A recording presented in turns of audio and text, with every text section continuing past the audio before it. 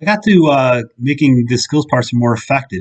This takes a piece of content from a URL, copy and pasted text or files like a PDF, Word, or text, and produces skills and also Reqs and reads standards as well. So here I'm using a URL. I type in the URL, and here I'm typing in just some of the target Reqs. You can use this app on Windows 10, iOS, or Android, and later you'll see that it appears on the label. So I start to enter in some of the fields that don't get picked up yet by the parser.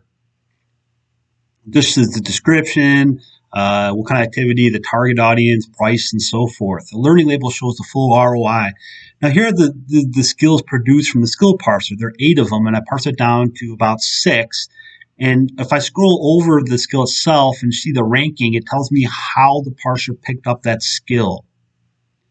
I finish the label by typing in the knowledge gain, I save it, and it's going to produce the label. As you can see there on the requirements, there's 3 icons on Windows, iOS, and Android from the targeted copy and paste field that I put in there. And this is what the label looks like. Here's another case, and this time I'm going to upload a PDF which has a basic lesson plan for middle school, high school with a lot of Common Core references to it. So I choose a threshold, I check the standards, I'm going to use Common Core, and here I'm going to type in the full description. I'm going to use it. It automatically adds this description onto the labels, kind of speeds up the process. And I uploaded a file that had a lot of references, again, to Common Core. So again, I go through this process of changing the fields that don't get picked up yet. And I wait a sec. It takes a little bit of time to process because it's, looking through a complex PDF. But here it is. Here's the results. At the top, I see skills with rankings based on how the parser picked up those skills. And below that in blue are the different Common Core standards, all the different standards that were picked up. There's language, reading, writing. And if I click on the standard, automatically, if the skill's not there, we'll add the skill, and it also references the standard as well. If I scroll over it, I can see the, what Common Core description it is and how it's being referenced. So then this is what the label looks like. I have to go through and actually change the focus values. This kind of calibrates how that skill is being applied in that particular this particular task, and that's kind of important part of this process. Finally, I put a footer. There's other elements and layers to the labels, but this is just trying to show you quickly how this get a label up in a matter of seconds using prior content and so forth.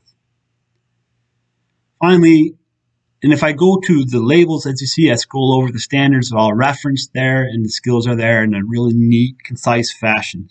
This is the third case for a high school. You can copy and paste text from a website, and it automatically will suggest the skills as well. So here I go to a website and just copy and paste the text.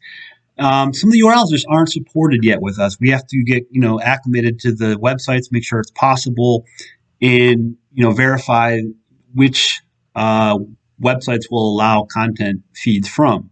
And this one doesn't allow it, so that's why I have to copy and paste the text.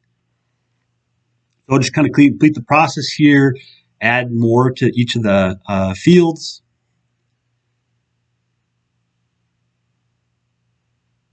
And again, these are my skills that got brought in. At the top, I see the matching algorithm, how they were targeted by the parser. And then definitions of the skills too, if I need help kind of understanding the definition of the skill before I put it on the label. So there's 6 of them here, and I can finally add more to the footer. And this completes the label. And again, this is what it looks like. Very quick, easy to use. Give this a try, www.skillslabel.com. We need some feedback on how the parser picks up the different lesson